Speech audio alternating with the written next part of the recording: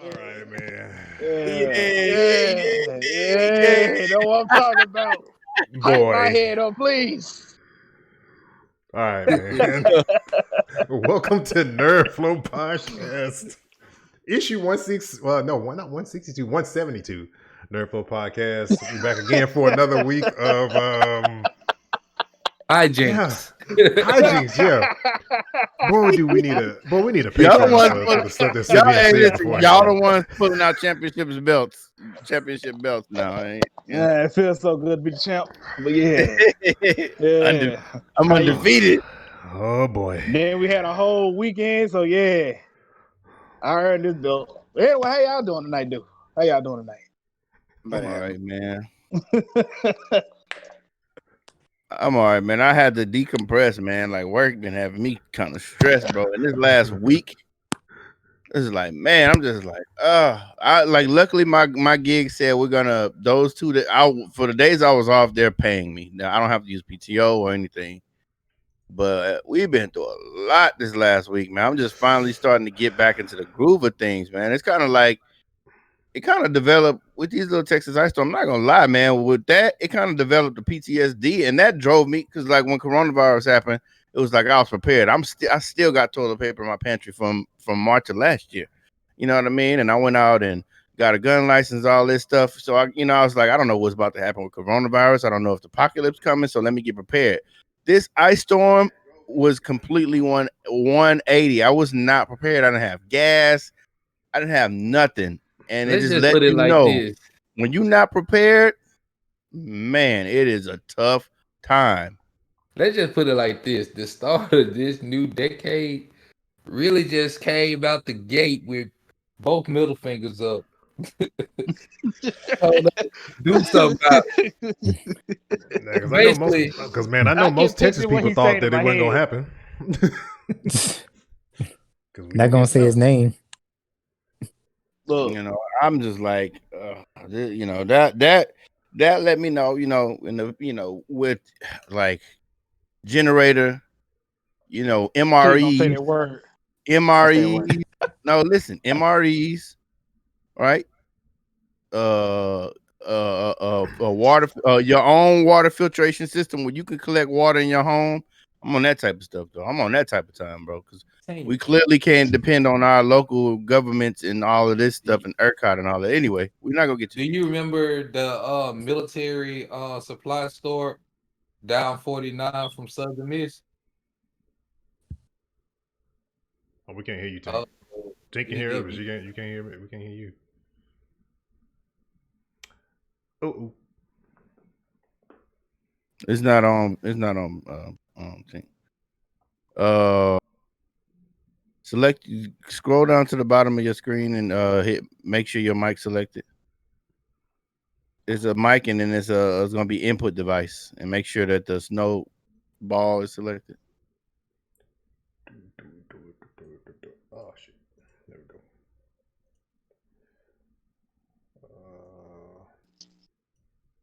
But yeah, go ahead, y'all. Well, Tank fixes it. What I was gonna say is that when Doe brought up MREs, I think I might go up there and pay like $20 for a box of 100 MREs. I'm telling you, bro. I'm fancy. Just in case something happened. I mean, the whole keto diet going out the window. I mean, at that point, you don't have the luxury of no keto diet. We still can't hear you, but at that point, you don't have the luxury of a keto diet. It's like, there you go. Okay. It was unplugged out of the CPU. But down from Camp Shelby. Yeah. Yeah. Kind of turn her down there a little bit. All right. Just a little bit. That mic is good. I'm too far. We good. Or maybe too close there. Like I be. Yeah, down from Camp Shelby. You can find pretty much a freaking cannon if you needed one. Pretty much. Because I know when I was in college, when I had first moved into my apartment, and it was, when you're in college and you move into an apartment by yourself, like like the struggle be real, and you don't know how to exactly survive. My homeboy, he's like, man, like he ain't got money for groceries. Take you like $50 and go down to the military supply store and get you some MREs, and I promise you'll be full for hours eating them.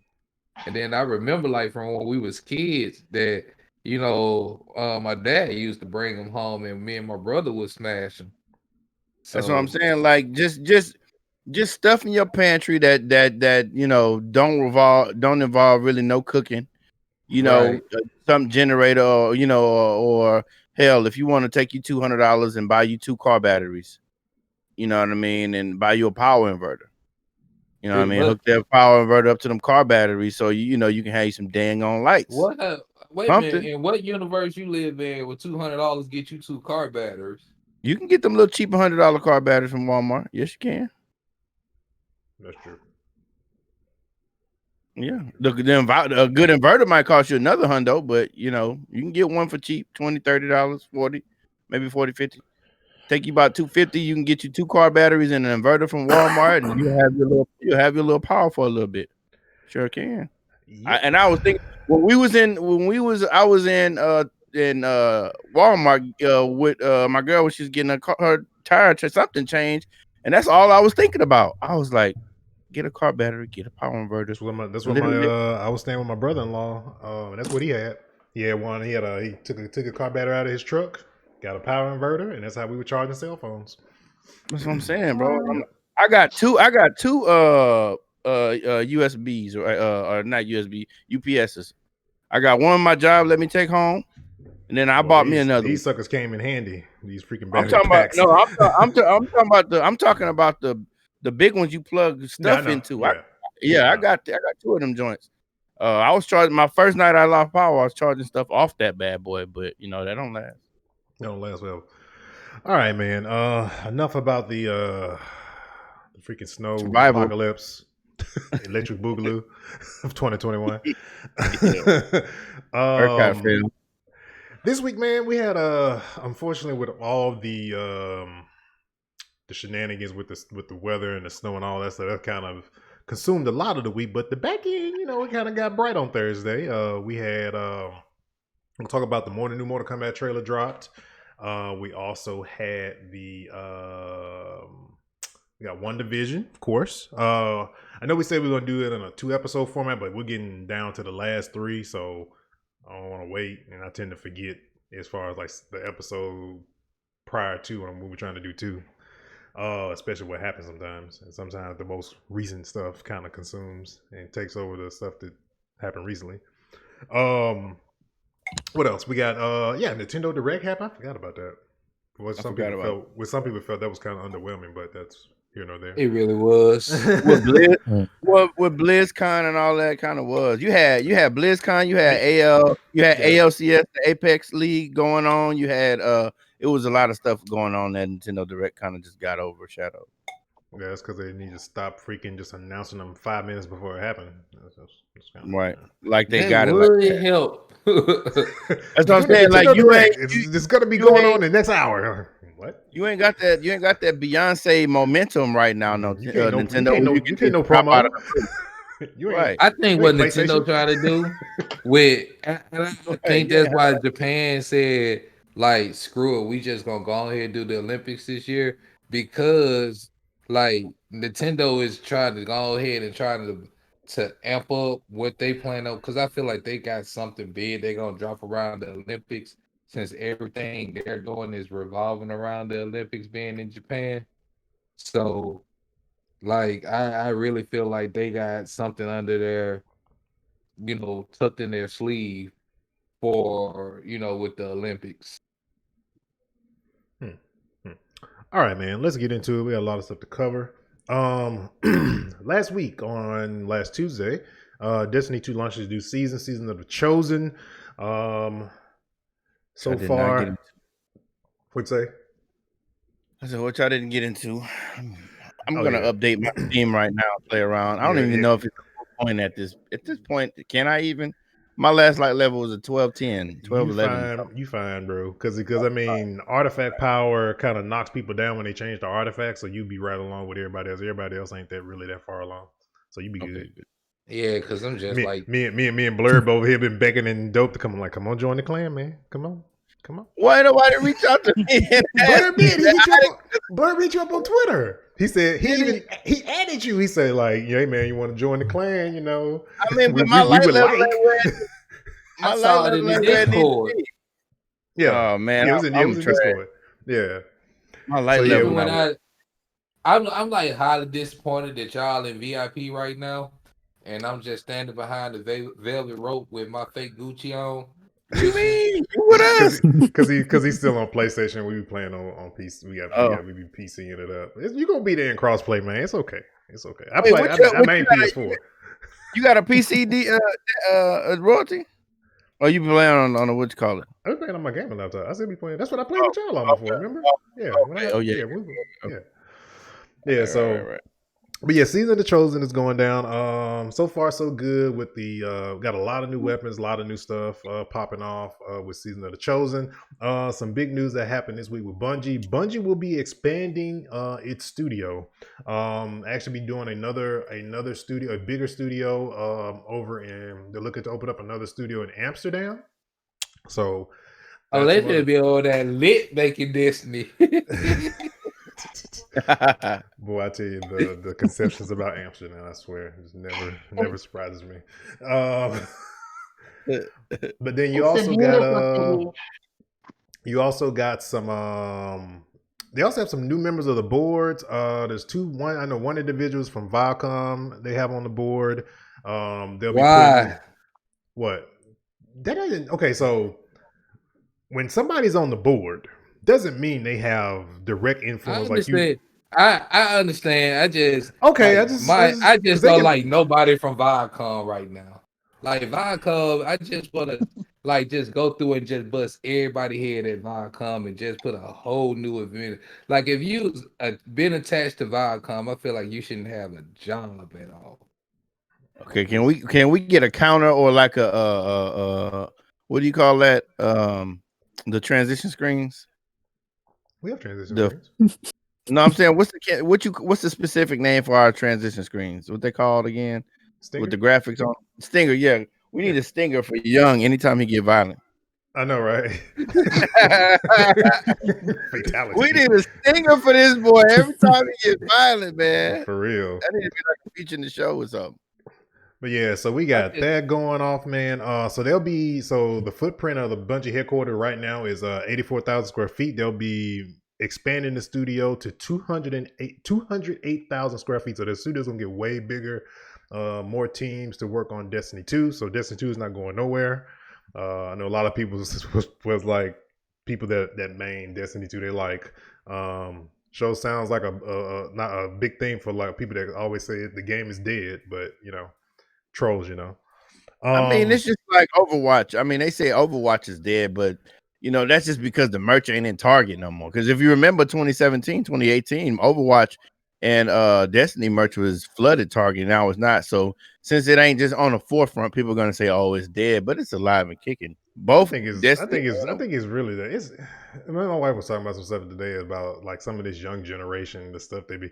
Oh, skinny jeans are not in anymore. This is like really because you say so that it's not a thing because you don't do it. It's not a thing. It's like. Right. Well, it was never in for me. So I'm just saying but though. If you look at like the young kids now and Travis Scott and all that, they all wearing like young Lil Yachty. If you look at the police pledges, they don't wear tight clothes. They don't wear tight pants no more. They all wear like baggy pants. They taking it back to that. So now we still in the 90s now. That's not in. Yeah, but that's when they was that's when they was born, dog. So you know they just gonna do. You know, I'm waiting for y'all to start wearing your pants backwards and wearing your shirts backwards. I want you to. That's gonna come too. We gonna holler. We gonna hit a crisscross on Twitter. Or at least one of them members that survive. Somebody's gonna reincarnate crisscross. Mark my words. Within the next 5 years. It's coming. But yeah, man. So we got that popping off, and then of course, Bungie's been working on a new IP that they've been working on with I forgot the Chinese mobile game maker that they've been working on that they got a lot of money from, which is the reason why they left Activision. was like I think it was like a $10 million deal that they got. So, but yeah. And then Destiny's not going anywhere. It's going to only get bigger because they have people from Viacom and stuff like that. People are speculating that potentially we could see like a Destiny TV show, Destiny movie. I think a TV show would probably be more respected just because of the lore and all the stuff that goes on in the game and stuff like that. TV show. Huh? I will watch the TV show. I definitely would.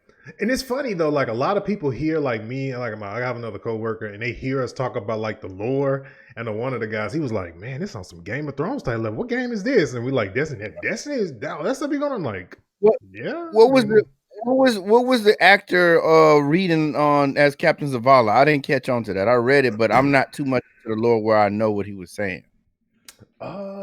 I saw that video, but I didn't even really. I know what you're talking about. Huh? Was he getting on something like a troll or something? What's that guy's name? Carl? Is it something? He's like a BC list actor, but he's a good actor though. Yeah. I know you're talking about that plays Zavala. I can't think of his name. He does Zavala's voice. Yeah. I gotta look it up now because it's bothering me because I know the damn dude's name. Right. I'll look it up. But he says he was addressing somebody and he read like a dang on Riddick. Lance Riddick. Yeah, that's him. Lance Riddick, yeah. Yep. Yeah. So I can't remember what it was. I think I remember like seeing it at some point. I just can't remember exactly what it was. But yeah, things on up and up for Bungie and stuff like that. So be looking forward to more stuff. Like I said, I have a feeling that like I know some people were like, well, I thought, Destiny had a 10-year plan, but I think that was a thing only with Activision before they left. So I think the game is going to be expanded more and more and more. Because I mean, World of Warcraft, we don't like year what? I don't even know at this point. I know it's over 10. Huh? 1,000. It was it's over 10 years for sure. Yeah, World of Warcraft been out a while, but yeah. I started laughing because when you said Bungie had a 10-year plan, only thing that came into my mind was the scene from Big Daddy where Adam Sandler's girlfriend left him for the old dude, and he was like, "See, got a 5-year plan," and Adam Sandler said, "What is it, about to die?" Yeah. Oh, okay. He's saying that's a 10-year plan is try to survive.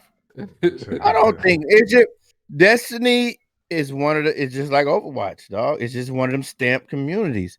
They're not going nowhere and they don't have to get into the battle royale game because they already feel like some franchises will never die. Like if you notice, you got games trying to, not to cut you off, games are trying to emulate Destiny. So it's not going nowhere. Yeah. Companies want that type of community, that type of following, despite how very toxic they can be sometimes when certain things don't go or happen their way as far from a game perspective. But this is why Outriders wants that type of game, and Square Enix wants that to Anthem, The Division. That's why they want that type of following. Mm-hmm. So now, if I was to say a game would die out of that genre, I would say Division before Destiny. And surprisingly, Division, I think we said this last week though, TU12 is not the end for the Division 2. No, they're continuing. Mm-hmm. They said due to fan support and all that stuff. So I heard Division 1, like the Underground was somebody took a screenshot of the Underground and the Division 1. They say it is like lit. Like it's people, like it's like a lot of people playing the original. A lot of people didn't move over. Like the whole Division fan base didn't move over to 2. Some they refused to play 2 at all. Yeah. Mm-hmm. They strictly play PvP in 1 and they did in the Underground.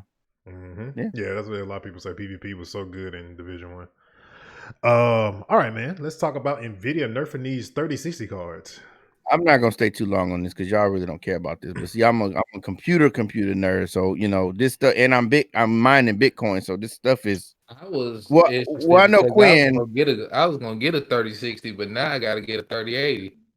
Yeah, so what NVIDIA is doing is they're realizing that a lot of people consuming these cards to mine Ethereum and Bitcoin, and they said, well, we're gonna put a stop to that. We're gonna the drivers for the 3060. I don't know how they're gonna manage them because I thought all the drivers were general. Like if you had, but they're not though. If you the systems, like when they detect your system, they detect what exact card you got, and they formulate your drivers for that. So on the 3060 specifically, the drivers are gonna basically, I think, half the hash rate, because your hash rate is what you get your Bitcoin at. I think they're gonna. Don't quote me on the half the hash, but I know they have a driver that's gonna basically muddle up or slow down the Bitcoin mining rate on those cards to deter people from. Huh? I mean, just don't update it. No, when it releases, you can't do nothing about it. You can't get around that one. You can't get around it. So basically, what they're doing is deterring miners from eating those cards up, and so the real gamers can get them.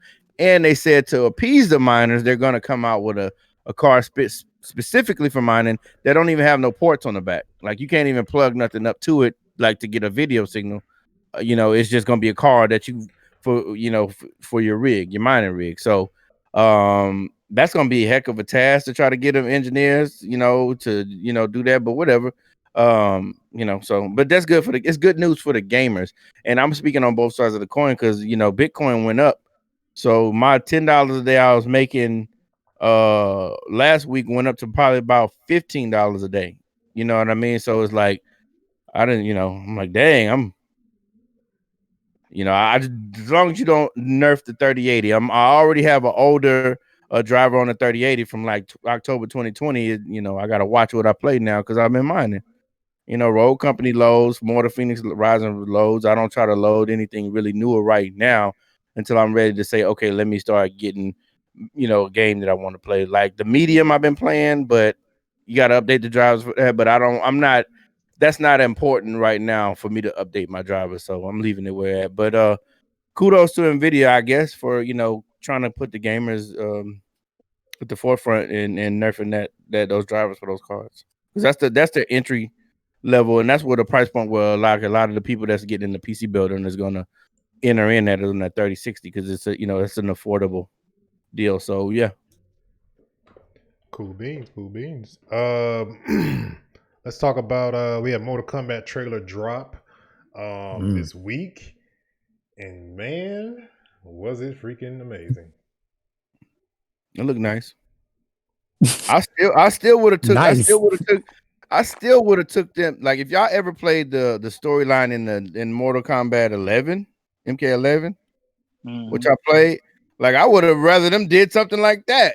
Just like a little, some Pixar style movie, and just add, Arnold Schwarzenegger and RoboCop and all, and that was lit. I was really captivated. I didn't finish it, but it was. They would have. They would have. They would have kind of jumped the shark a little bit. They would have went that route. It was good though, is what I'm saying. Like maybe as a TV series or something. I'm not the biggest Mortal Kombat guy. You see what shirt I got on, so. Capcom. This new movie is for you to light a fire under y'all asses to get some shit right after 2 horrible failures. The first Mortal Kombat movie wasn't bad. It aged poorly, but back in the day it was all right. I mean, special effects. Second Mortal Kombat movie though. Yeah. Garbage. Yeah. Well, that was it was ass. But we also had so we saw in the trailer we saw Sonya. Well, first off we saw Sub-Zero. We had Jax. Kind of saw how he lost his arms. We had a glimpse of, I said Sonya already. We saw Kano. Scorpion, Kano, old Scorpion. We also have this Scorpion. Both versions of Scorpion. We have this other person in there. I think his name Cole Young. Cole Young.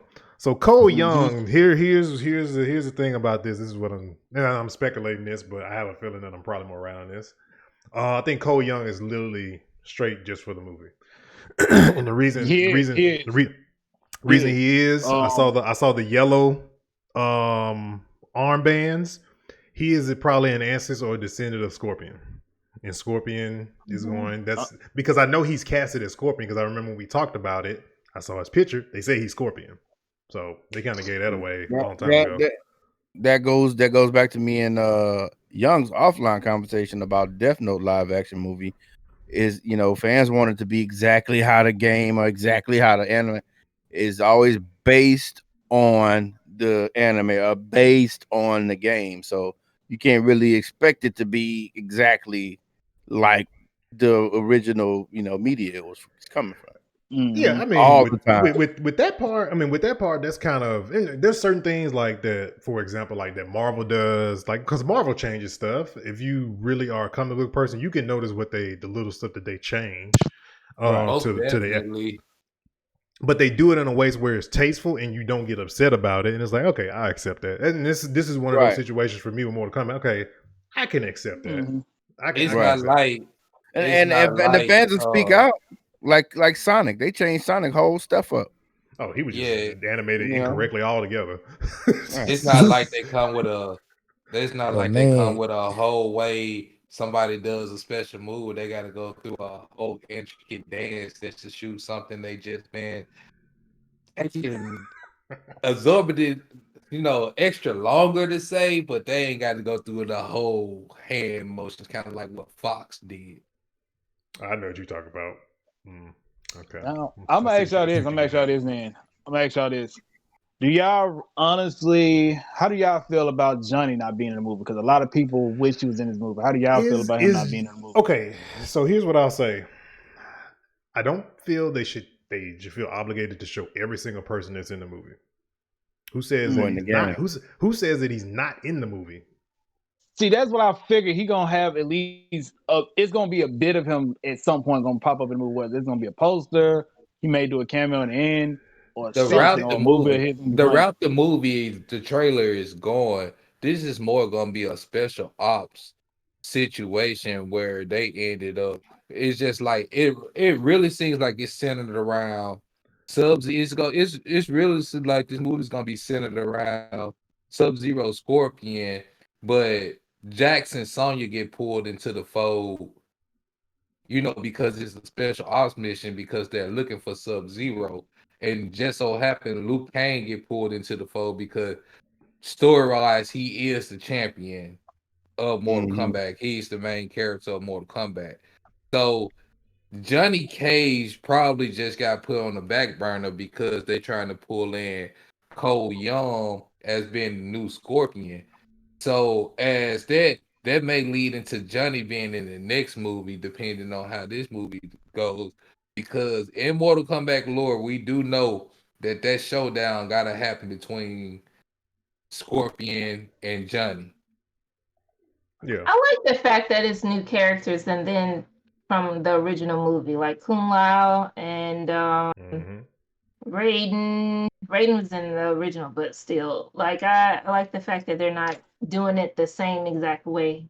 Yeah, so, Raiden was gonna be in it regardless. Because he gathers the champions for Mortal Kombat. Right. So he's gonna be in there. I like the dude look Shang Tsung. Yeah. He fits the mold. He fits the mold. I love that they showed that big ass statue of Shao Kahn. Yeah. You know what shocked me? But at the same time, I kind of think he's gonna pop up in a way. I actually like how Goro looks in this movie. I actually do. Oh yeah. I mean, comparing to the animation is tasteful. Yeah. But to go back to what Young's saying about Shao, he looks and this ain't bad. It's actually great. I actually do like it. Shao design looks just like it did in MK11 actually, which I actually prefer. Even though his old school attire was great, but I love his MK11 attire. So it's like they put that in the movie. Only thing I ain't like is this big ass T-shirt Luke Kane got on. I mean, he wore like his white shirt. Right? I called it a T-shirt, but you know what I'm saying. It's just like you might as well just let bro go just like shirtless. Just go ahead and let him just. Yeah. Because he looked like he got on a tall tee. Oh boy.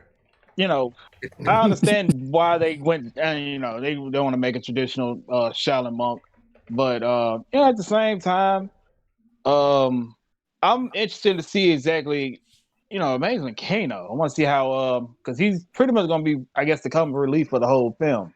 I'm ready to see how he's gonna be in the film himself. I mean, he's probably gonna be he's gonna be a sadist for sure because in that trailer he had that heart in his hand. Yeah, I think with the that's one of his original finishing moves, also. Yeah. Yeah, they're sticking. They're sticking a lot to what the types of stuff you see in the game, but also part of that too. You got to remember this Mortal Kombat was loosely based off the TV show series that we got on YouTube. That they kind of legacy. They kind of grounded it. They kind of grounded it a little bit in real life, but then also threw in those aspects of Mortal Kombat. So that's kind of what I see now, with saying like he has powers or whatever, like Sub-Zero, who they're hunting down and stuff like that. And then of course we can see how they bring in like Riptile, like they did in Legacy when they say he had a skin disease. Oh, yeah. I'm about to say, y'all saw Riptile?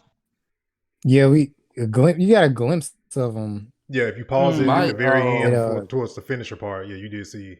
Yeah, I'm like super excited to see this Scorpion Sub-Zero fight though. Like, oh yeah, that looks like that's gonna be like the fight of the movie. That freeze of the blood and turn it into bro, that was. But you know what? He hit a Scarlet, man. But you know what though? Really? I have a feeling the way this is looking, it could be like a prequel movie. Yeah, I mean, the Lord Kano ain't got his medal on his face. Right. So it looks like it may be a prequel movie because when they show Kano with the heart in his hand, his face is starting to be that side of his face is messed up. Yeah. So I'm about to say about that part. So they had a screenshot of Kano with a mechanical type of eye. It's a screenshot, but that scene that we saw in the trailer, that's gonna be probably earlier on. But he has a mechanical enhancement to the eye later on. It was a screenshot of him. So he'll get. Is it good? Not exactly. If they're following how he was in the timeline, it's something similar to how he did Sonya and why she hates him. He basically, in a sense, later on, when it came to some type of I guess mission and whatnot, he later on ended up betraying her, ended up killing a lot of her comrades. So that's why Sonya hated Kano for a minute. So Kano could probably be going around that same type of thing, having us think he's on the hero side when he's really looking out for himself. So that's pretty much how I'm looking at it, and that's why I say he's gonna be the comic relief, but he's gonna be like Dope said in a very sadistic type of way though. And on top of that too, we have the original. I felt like I saw Noom Sabat a little bit. I don't know when he was coming through the portal, because remember this Sub-Zero that he's going against is the original. Yeah, because I was gonna say, because Noob Sabat is the original Sub-Zero. Yeah, he's beyond. Yeah, and so like I'm just trying to see. That's why I can't wait to see the movie. That's why I'm thinking it's probably like a prequel type of movie.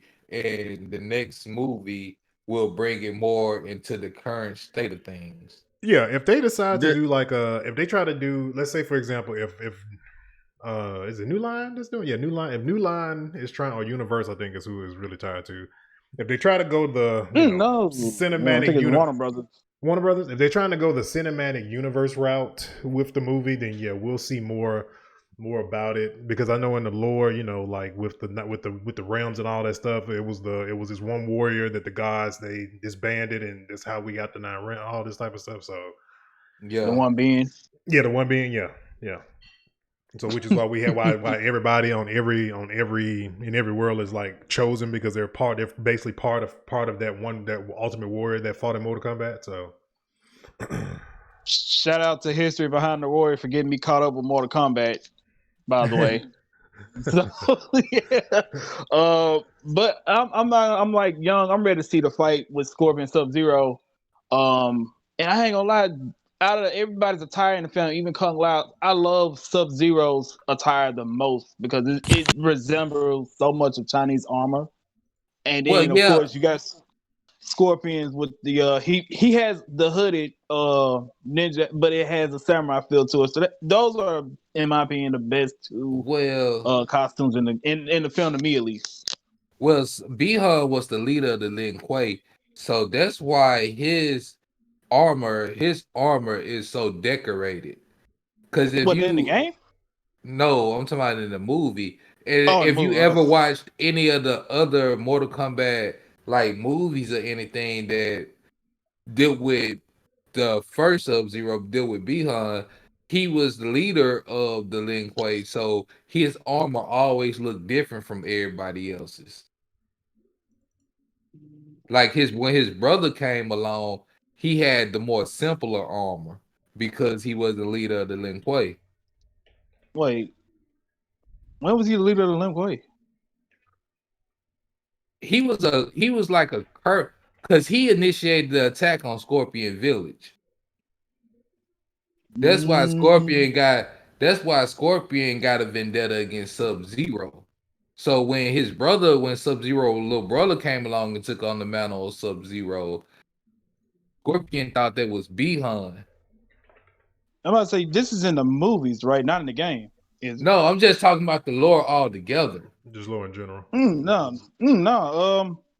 The thing that happened was, not to kick off argument, it was now granted, yeah, that's the ideal of, but the person who really killed off Hanzo's whole clan, that was Quan Chi. Well, yeah, Quan Chi manipulated him. Yeah, because he wanted, because in that last Mortal Kombat animated movie, you see all of that. Because I know B-Han, he was actually sent to the tournament first time. He was sent by Sector's father, I believe, because he was the Grandmaster at the time. But and see, that's why I said B-Han was the leader of Lin Kuei, because I knew he was the Grandmaster. Was he? Let's move on. Because Mortal Kombat got too many. That's a lore that goes back deep. That you like you got Sub-Zero mythologies, you got Scorpion whole mythology, you got all that. So it takes too many twists and turns. All right, let's talk about the the new Cruella trailer that also dropped this week as well. We kind of somewhat knew about it because they leaked a poster of I was about to call her as Gwen Stacy all day, Emma Stone. She's Gwen Stacy forever for me, man. I'm sorry. But yeah, so we got Emma Stone casted as Cruella. We got another villain biopic from Disney. A lot of people. What do we think of the trailer? Okay, let me break this trailer down for y'all. We first got a glimpse of everything back in 2019, and the production or the idea of it actually came out in like 2011, when everybody was just like, the Disney Studios was coming together to come up with like more ways to make money off the villain franchise. So a lot of people think like this installment is, a 101 Dalmatian installment. It's really a villain franchise. So it was back in 2019 August, when they gave us a glimpse of how everything was supposed to look. You obviously see that this is supposed to be like a backstory of everything, and a lot of people are wondering if it's like any connection to the Glenn Close adaptation. This is really a retelling. So the storyline is about, her real name is Estella, and she's a designer that's like getting the help from a Baroness called Baroness Hellman. So it's kind of a play on that, and kind of how she got the name Cruella DeVille from, because this is kind of a revenge story that's going on. And so you kind of see like how she gets like the iconic look. Like, what is this all about? Like, what is her main goal? This is all based on revenge. Like, where's her obsession with fur and Dalmatian puppies coming from? I'm interested to see it. I know with Emma. I mean, like I said, with it being, because like for Disney, most of the villain solo movies have done pretty well. I mean, Beneficent, I didn't know. I mean, I knew who Beneficent was, but I wasn't truly interested till I heard a lot of people saying like, "Oh, it's a good movie," so I decided to watch it. And I mean, because you like only know because you only knew about that movie twice. Yeah, they have. Yeah, that's a part. Yeah, that's a part two. Yeah, yeah, because you only knew about her through Sleeping Beauty, and it was like, let's take it a few steps further and like go deeper. Like, why are you so evil? Right. Mm-hmm. And it was a good idea, as you can see, giving us two things. I mean, as far as like villains, what you got? Maleficent, Cruella DeVille, Ursula, Jafar, Captain Hook. Mm-hmm. I mean, I really don't want to feel sorry for him. No, I don't think it's really that. I think it's more like, look, what's the motivation behind these characters? I mean, it's just like the Joker. Yeah. What it takes for the Joker to be the Joker. Yeah. My thing is, that's the thing. It's a big difference between the Joker and them. Nah. But see, that's where. But Tink has a point though, because a lot of people were using the Joker as an example when this trailer was released. A lot of people were comparing it to, oh, this is just a female Joker that they're coming out. No, it's the same thing. Joker didn't have Joker. Really. Joker was a character in DC Comics that had a very sketchy backstory that nobody knew about and nobody had ever explained in comics until this movie. So, I wouldn't. But which one? There's so many ways that you can go. That's why I said. That's why his is totally different from theirs. I mean, but it's the same story. It's the same blueprint. Yeah. Why are they the way they are? Yeah. And this tells why they are the way they are. Just like my thing is this. I never found myself asking why Cruella DeVille was evil or why she ended up that way. I always wondered how did the Joker become the Joker? I mean, and I'm just giving it from my perspective. Right. Like, I'm not interested in Disney villains. Yeah, I mean that's your perspective. We know she has the makings of a serial killer because anytime you want to hurt animals, that's first step. Like, I'm pretty sure she tortured puppies when she was a child. FBI profiler here. Yeah, it always start young. Do your research on any serial killers. Always start. Yeah, they torture little animals and hurt little animals. Right. You're right. Because if we're being honest, if you go by the book of 101 Dalmatian, Cruella DeVille never actually had a backstory at all. She was just a villain. And this is really Disney's take on what they feel they want to add more. Like, oh, this is interesting. Why is she so evil? So we're just gonna add on to that. And the good thing about it is that because she doesn't have an official backstory on paper, you can't get it right or wrong. So nobody can really say right. You can't say like, oh, that's not like the book. It's like, no, that's what they wrote. You just gotta freaking deal with it. Like the Joker movie. You just gotta freaking deal with it. And then I want to talk about the people that are comparing it. They're saying like they think because of who the director is, that they're copying the Joker and Harley Quinn. Y'all, please stop. That is, this was the reaction to the trailer. Yeah, this is what was their reactions to the trailer because Greg Gillespie is directing the movie. Okay, I'm like, but he didn't direct Harley Quinn nor the Joker. He directed I, Tonya, and I think they were just trying to like see how they connected to Margot Robbie because she was so good as Harley Quinn. Yeah, like so. This is basically Disney's Harley Quinn. It's the generation. That is not what's going on. It's the generation of people who saw one thing first and wasn't familiar with one thing in the past because of either A, they weren't born, or they just never took the time to look at it and just like, oh, this is like this because it's the remake of this. Yeah. That's because that's the first thing you saw. If you look at the dates, they were working on Cruella DeVille before the Joker. Yeah, but we knew like us, like here on NerdFlow Podcast, we know 101 Dalmatians. We know Cruella DeVille was around way before Harley Quinn was even a thing. Harley Quinn didn't come around to what, 95? When they were watching it. Right. They was seeing 92. Yeah. Harley Quinn came out in 92. 92. She was supposed to be a one-off character. Like Harley Quinn was pretty much like how Steve Urkel was on Family Matters. They were supposed to be a guest character and end up just sticking it around. Really? This book compare. Well, I was trying to see why would they say that? In line though.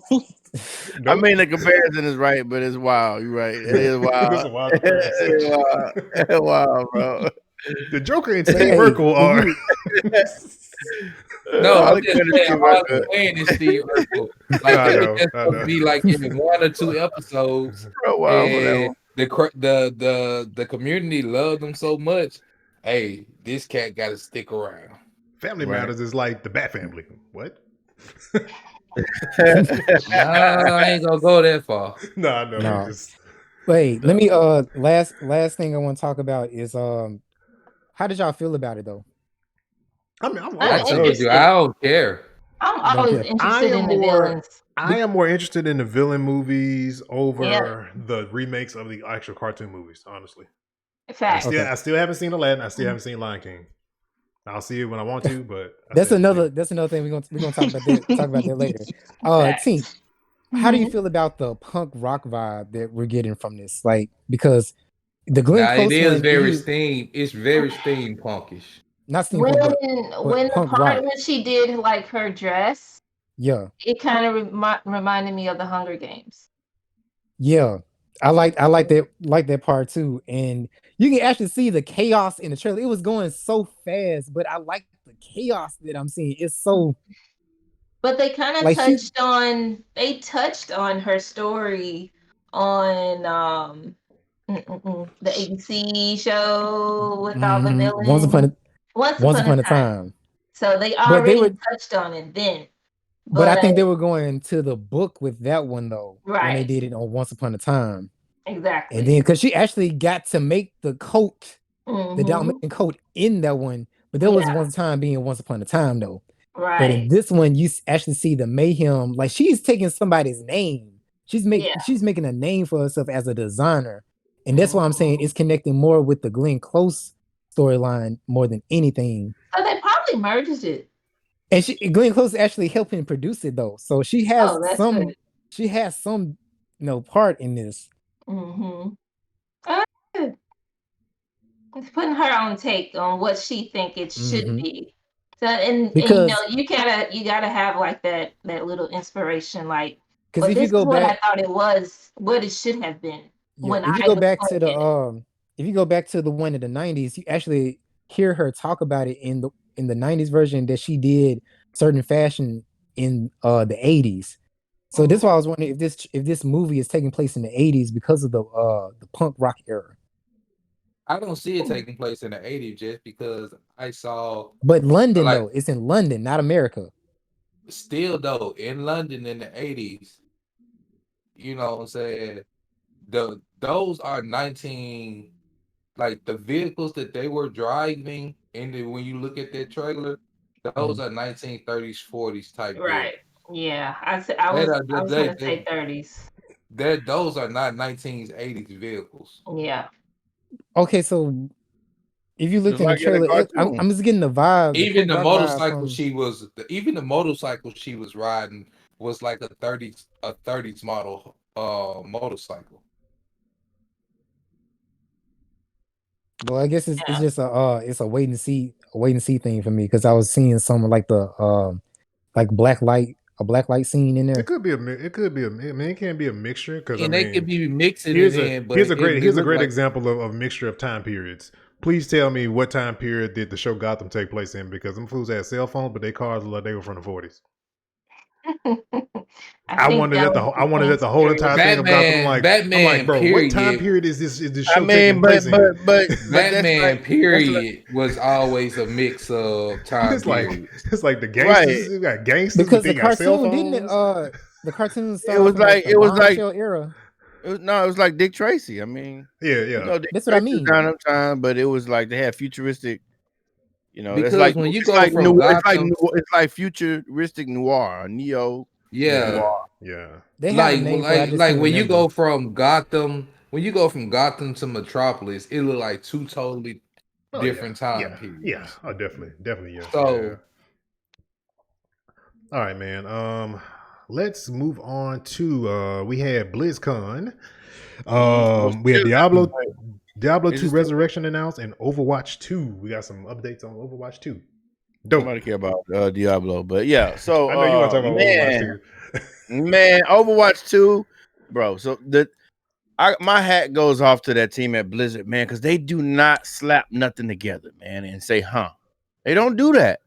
They really take their time and they perfect their craft.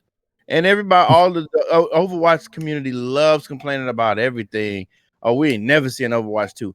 I'd rather not see Overwatch 2 to 2024 than get it this year or next year, and it's a pile of you know what. It's a reskin, basically. You know what I mean? And they're not doing that. They're pulling out all the stops. I'm talking about the guns, like the shooting mechanics, like so. Like if you play anybody that plays Apex Legends, take the flatline for example. It's like, and it's his line, and I'm gonna rap. I'm not gonna rap it, but it's a line that PD Crack says from State Property. If you know anything about that mid 2000s Rockefeller era, PD Crack said the Mac go ring, then it go ting. I didn't understand. I couldn't grasp what that was in high school till I actually shot my first gun, and I play games where that happens, where it's like once the bullets start getting low, like you'll have a certain sound. Once the bullets start getting low in your clip, the gun starts sounding different. And if you use any gun really on Apex, but when I first noticed it was on the flat line, and the flat line is basically an AK-47. So once the guns start getting low, you can start hearing the clip emptying, and you can feel it, and then you'll hear the gun go ting, like I'm out. So what Overwatch is doing, what their team is doing, is they're doing that with all the characters that use guns, like Soldier and all that. They're adding screen shake, and they're making the guns feel more weighty, as in, Overwatch 1 is a little bit more animated, a little bit more light, even though it does feel immersive, but they're adding a lot of mechanics to the guns to where it's like, all right, when soldiers start running out of bullets, you can start feeling that the gun. And then the screen shake, they said they wanted to make it seem like you don't have control over his gun. So they added they're adding a screen shake, and the mechanics just look beautiful. They're slightly tweaking some of the characters. Like, Widowmaker, she's notorious for her long ponytail. Now they're making it like a long, like goddess braid, but it's still long. So they're just making little tweaks and little changes. In addition to that, and I don't get too much into the lore of Overwatch because I'm more concerned about the mechanics, but I know a little bit. But they're adding a new character, a black character named Sojourn. Allegedly she's named after activist Sojourner Truth. But she was basically a part of Overwatch in the earlier years and went on kind of like towards a little like past Twilight years, and she was helping them fight Talon. Now all their black characters is really kind of mixed up. Orisa is not black, but she's not black, she's a robot. But Doomfist is the leader of Talon. If you know Doomfist, he's the big African dude with the metal arm. If you play Orisa, Doomfist got your number, but Orisa has a move called, I forget the move, but she basically she hardens herself. She turns into metal to combat Doomfist when he comes down with his fist. If you put that move on, if you activate that move, it renders that move useless with Doomfist, and you could kill him. But in the lore or whatever, Sojourner is fighting Talon with her team, and I think her and Orisa got some ties too. You know what I mean? So basically, to explain a little bit about her character, I'll move on. She's gonna be for the aimers. She ain't got no tricks and all that. Ain't no ninja stars and no shield shooting out. She just, if you got good aim, you pick Sojourn, because she got an automatic. Well, she got a rail gun, but it's an automatic, and then you can shoot like cannon, like shotgun, like burst. As her special, but it's basically for the aimers. If you ain't got no aim, just don't pick her. Yeah. You know what I mean? So I'm looking forward to her character, man. Like, she look like she's gonna be real fun to use. Y'all let me know if it's just me, but I'm kind of like picking up on a vibe with black characters in video games. And just hear me out. Old boy from Final Fantasy VII, metal arm. Barrett, metal arm. Jax, metal arm. This guy you talking about, metal arm. Y'all picking up on this theme I'm picking up on? What are you trying to say? Arms? I would say that if the new character in Apex didn't have a metal arm and he's Australian. I'm just saying. We got what you call. We got two black characters in Overwatch. I mean, not Overwatch, but Apex. So, but I see I see you saying it's a trend development. But yeah, oh boy, from Salvo from Apex, Mayhem. Not Mayhem. I forget his name. Somebody else got a metal arm too. But he got somebody else got a metal arm too in the game. But yeah, he got a metal arm too that shoots grenades. So, I mean, but his lover / whoever it was, she was black. So I don't know. But she helped blow his arm off though, throwing that grenade, pulling that pin on that grenade. But anyway, but no, yeah. All in all, yeah. I watched the video on, and they're literally reworking like everything on every single character. Which, like I said, which is why it's gonna take some time for the game to come out, and which is really good. And it's not like it's not a reskin of.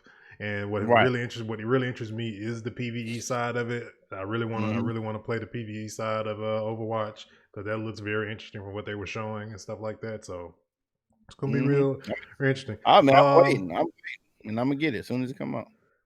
Diablo 2 Resurrection. I didn't get a date on when that was coming out. I ain't pay attention. Thinking it was just I thought it was Diablo 2 remastered. It is a remaster. It's just called Resurrection because 4 is going to take some more time for it to come out. Again, this studio is not this type of studio just going to slap something together and just put it out there. Diablo 4 is going to take some time. Just like, I mean, we've been playing Diablo 3 since 2012 when Diablo 3 hit. But you know what? I can appreciate those studios like Rockstar. I can appreciate them. I can appreciate Bungie. You know, people that take their time and actually make their games and not rush it out and have you spend your money itself. Like, and I'm saying all that when I've given Square Enix like more grief than I should have because of how long they take. 15 years. But I mean, you rather wait that time and get a finished, finalized, good product than to get it rushed out and then it be crap. And you going through what CD Projekt Red is going through, where they gotta, they going through so much. Y'all, I don't think people realize. I think us as fans, we were like, oh, it's a bad game, memes. It's some employees at that company, and I ain't talking about the higher ups. It's some devs at that company that's probably then went through more turmoil because of that release and everything, because they didn't work on key elements of that game and they failed. Yep. You don't know. It might be people contemplating suicide. You know what I mean? It's probably been a lot. A lot of them employees probably went through hell behind this game. Because my thing is, as a computer programmer, I know how much work goes into programming something. And when it goes into programming a game, that's a lot of code somebody had to sit back and write. Mm-hmm. That's a whole lot of code to make all those intricate pieces work together. Yep.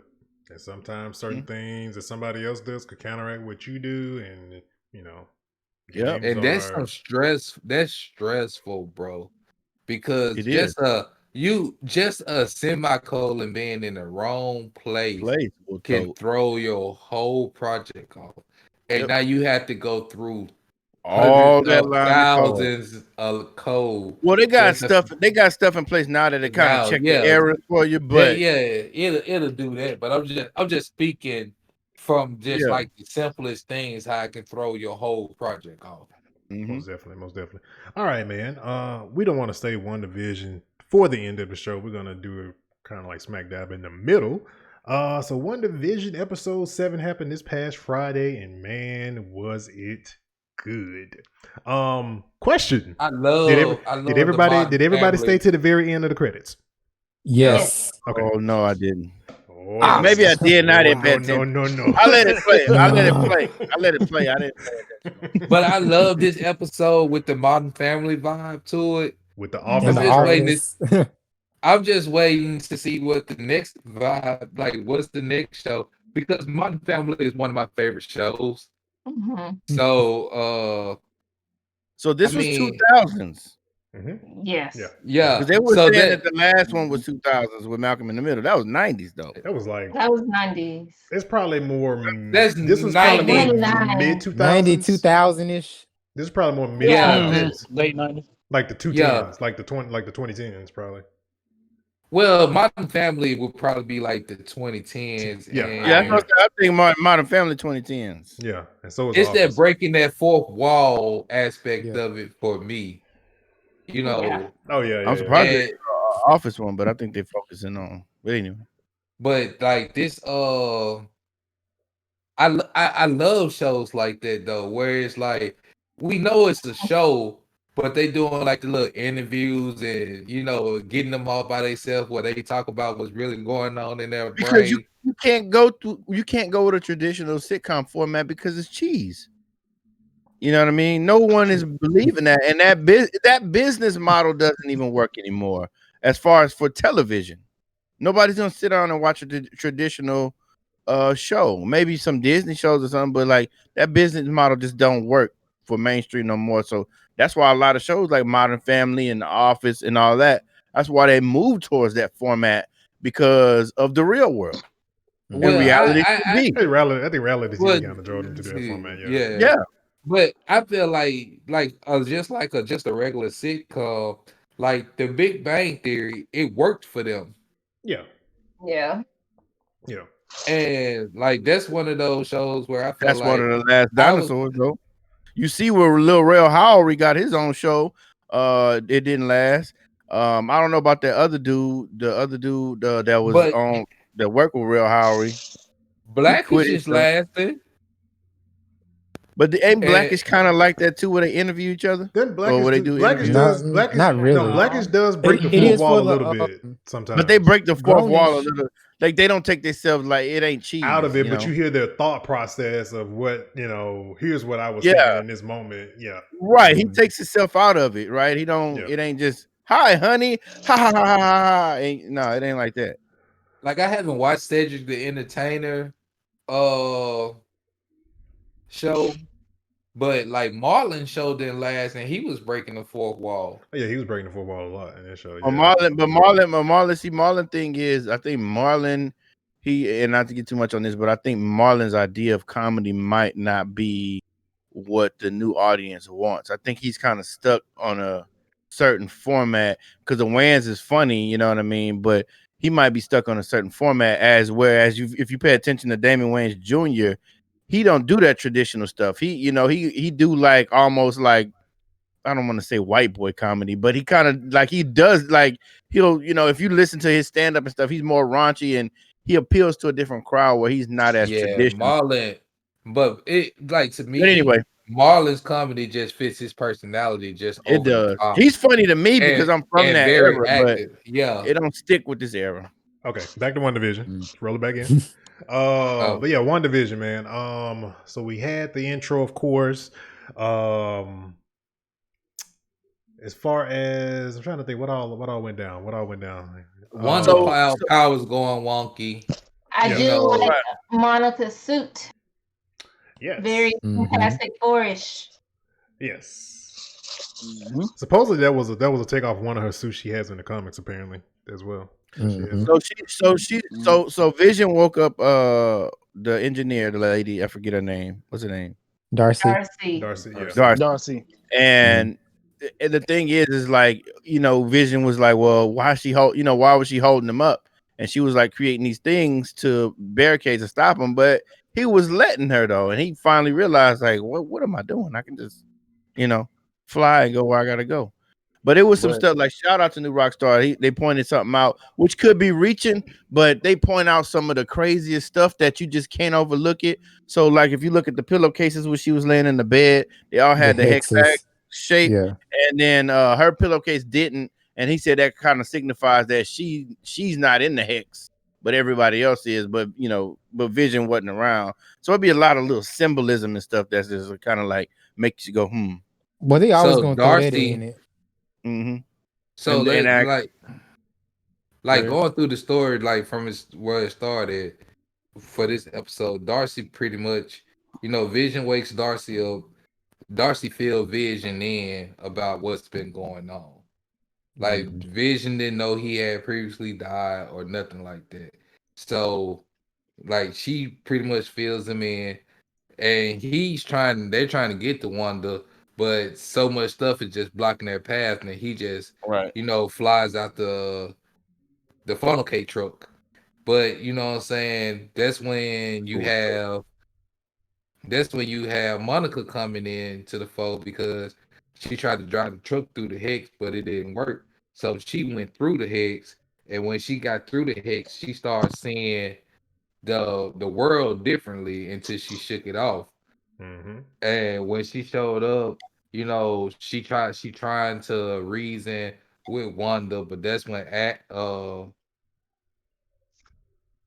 I'm calling Agatha. I'm calling her Agatha now. Yeah, but I'm calling her Agatha now since it's been revealed that's who she is. Yeah. She shows up and stops it, and because she had came and picked the boys earlier in the show. She came and picked the boys up because Wanda's powers was going wonky, and she just wanted a day to herself. Yeah. So, the boys went over to Agatha's house. When Wanda get there, she can't find the boys. She go down in the basement.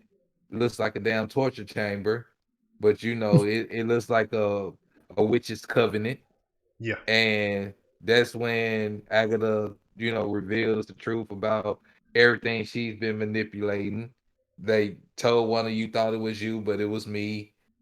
Going through all that, and they break that down, and then Monica sneaking around at the house, opens the cellar doors. Before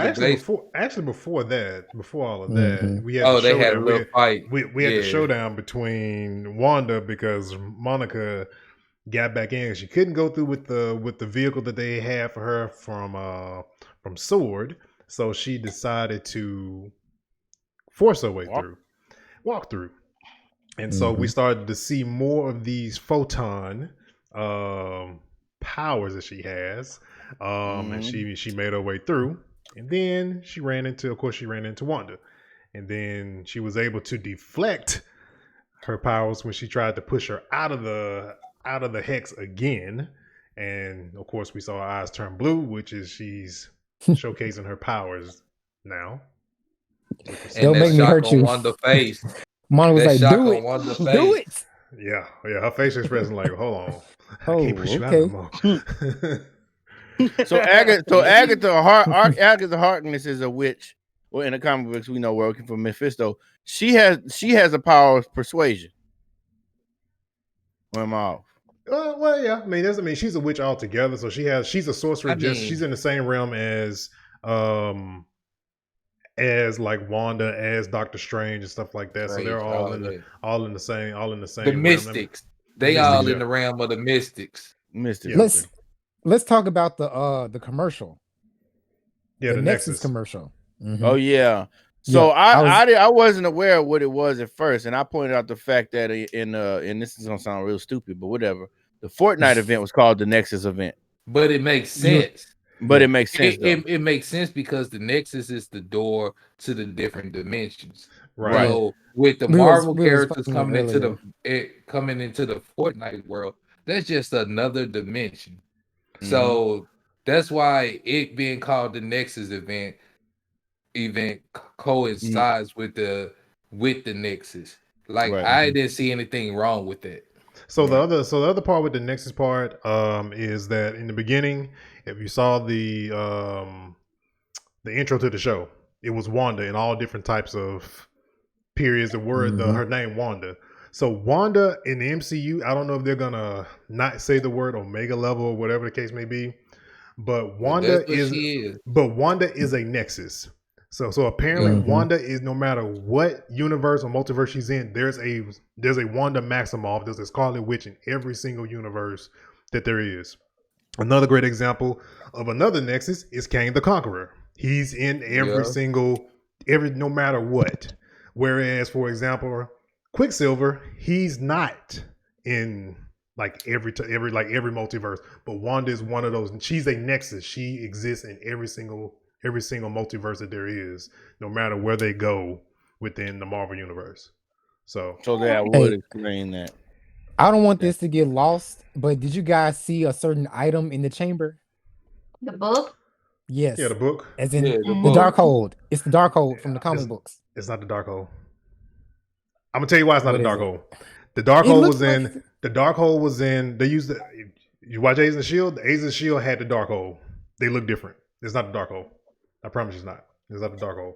It's something else, but it's not that. The Darkhold was in. The Darkhold was in season. If you watch season 4 of Agents of Shield with Ghost Rider and all that stuff, the Darkhold is kind of sort of the driving plot device throughout season 4.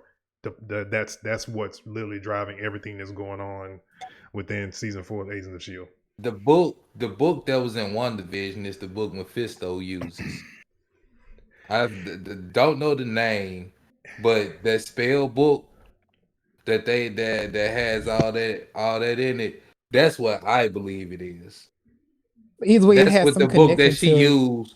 That's the book she used to train Wanda with.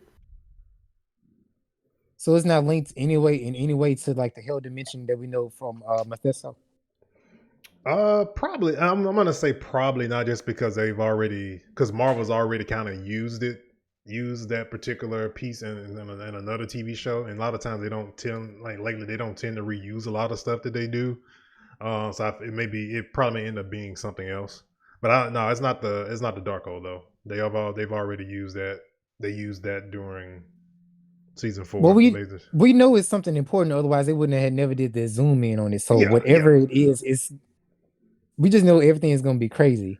And why haven't they revealed who this aerospace engineer is? Like, we know it's coming. The aerospace engineer was revealed. It was the lady that they met up with. No, they said. I think they're still holding on. We still getting something in these next 2 episodes. We're gonna get somebody. We're gonna get a Luke Skywalker moment, like in Mandalorian. We'll see. But I think I could have sworn like the aerospace engineer was the lady they met up with. Army lady. Yeah, the army lady. Yeah, it was a letdown because everybody, was thinking that was. So I can't hope. No, I mean, there's still going to be a surprise nonetheless. But I think the aerospace engineer thing is out the window because it's the lady that they met up with that they gave them the vehicle and all that stuff. So, but no, there's still going to be some form of, we're going to get that moment on season 9 where somebody's going to pop up. I know we was talking before we went live, and I was even saying, because I'm just familiar with House of M, I have a feeling that it's probably potentially going to be like Professor X. Could be Patrick Stewart version. Could be what's his face from the younger version of Professor Xavier. I feel like it's going to be him because in House of M, they took Wanda Maximoff during House of M to Professor X because of his mind control and being able to try to get her under control. It needs to be Patrick Stewart because it only makes sense time-wise. The younger Xavier only shows up in the X-Men movies where they were in the past. Right. Whereas Patrick Stewart is the current Xavier. Right. So time-wise, Patrick Stewart would only make sense to be. Oh, they may age him. They may age him. You know what they may do? Because as we're saying, Luke Skywalker. I mean, they did age up. They may age up Patrick Stewart. There we go. They could. Let me say, did any of you guys see the video with Tiana Paris and the one with Paul? Oh, what she was talking about about how it's going to end? She was talking about how it's going to end, and that somebody is going to show. I'm still on about this the space engineer, but somebody is involved in the project. That didn't go through. We got 2 episodes left, so we may. There's a theory that so and so from the that's over Sword. What's the guy's name? Hayward. No, it's not Hayward. There's a theory that he's Ultron. That's floating around. Yeah, I saw that too. Here's how it's but possible. Here's how it's possible. Here's how it's possible. season 4, when they created the androids, they were lifelike. They were body snatching in Agents of S.H.I.E.L.D. They looked just like humans. They did everything humans did. Right. And that was the next episode. And that's what they were using the Darkhold for in season 4 of Agents of S.H.I.E.L.D. And so when that could be another reason why he wants Vision. That's why a lot of people think. Yeah, that's why a lot of people think. That's why a lot of people think it's Ultron, because he wants Vision. And because remember, the plan of Ultron was to use it as his new body. His body, right? Yeah. Mm-hmm. So, codename Cataract in the it was Cataract in the file. If you watch the episode, it was really Cataract. Yeah, because it's Vision. Your vision. Okay. Get it? Okay. Blocking your vision. But yeah, it's gonna be really interesting. I'm kind of really interested to see what's gonna be the Spider-Man tie, and I mean we kind of know what the Doctor Strange tie is going to sort of kind of be. I'm kind of interested to see what the Spider-Man tie is. One thing I did catch though, I mean, it has to be Nightmare though. Because that's the main villain in Doctor Strange's movie. That's what everybody's been saying. Everybody's saying, "Oh, it's Mephisto." No, it's Nightmare. So I mean, we kind of. I mean, Spider-Man can it be both? Spider-Man ties. It like Spider-Man. If you ever read Spider-Man comic books, saw the animated series from Fox, even some of the new stuff, Spider-Man pretty much as that one character ties everybody together. Of course. Yeah, we because said that before, yeah. And that's how you know Spider-Man was Stan Lee's baby. There's always a Spider-Man, but it's not always Peter Parker. Right. Yeah, there's always Spider-Man, just not always Peter Parker. Yeah. Because you got your Ben Parker, Scarlet Spider, then you got Penny your Parker. Yeah, you got your different Spider-Man. But and how he posed that, his relationship, he developed his relationship with Doctor Strange first. With the X-Men first. He developed his because of his mutation. And then when Mephisto came into play in New York, that's when Dormammu, that's when him and Doctor Strange developed a relationship. I'm about to hit a you right now, Dormammu. Dormammu, yeah. He said Dormando. I'm hitting you right now. He said Dormando. Dormammu. Look, man, we got a lot of names coming up. Like a media man when the daddy was trying to say Nintendo. He's like, y'all kids put down that damn Hindindu. Y'all kids put down that damn Hindindu. Dad, it's called Nintendo, Dad. It's Nintendo, Dad. Goddamn. Oh man, all right. Players mess up too. But now part of that too is though with the whole Dormammu and Mephisto thing is that a lot of those entities can't step into the actual plane of actual world, so they use other people. So that could be what Agatha is there for. She's a tool. She's not, because somebody that's probably watching the show is like, oh, she's the big bad. No, she's just a tool. No, it's always a bigger fish. She's just a tool. She's just a tool. So because Agatha, even in the comic books, was always a tool. Yeah. She was introduced in Fantastic Four for those who don't know. So that's a Fantastic Four. So she was very introduced to that. All right, man. Let's talk more Marvel stuff. We got Hawkeye DLC getting ready to drop. They did a deep dive for Avengers. Kind of went over some of his movesets, which is 50% off right now. What for the? Oh yeah, for the they were really, the thing about the whole thing, they didn't really dig any more into like future stuff, honestly, which was kind of disappointing. They kind of really just like hyped up that it's on next gen now. And I'm like, yeah, but the game itself is 50% off. Yeah, the game itself is. But I will say this much: Hawkeye does play differently from Kate Bishop. I was kind of like, how much y'all gonna make this different from the next one? Right. So he is rocking like different type of arrows and stuff like that. He does have a sword as well because they're also going off of his, him being Ronin as well, and so that's actual skin within the Avengers game. Also, they kind of went through some of the skins that'll be showing up in the game and stuff like that.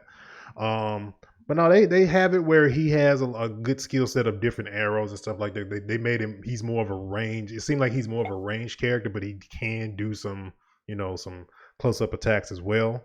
So we'll see. I didn't even get, and the funny thing about it though, I didn't even get a date on it either, which is kind of like, as long as we've been waiting for dealing with these archers, and we haven't got any indication of, Black Panther, Spider-Man is going to be a PlayStation exclusive, of course, for Avengers. So we'll see.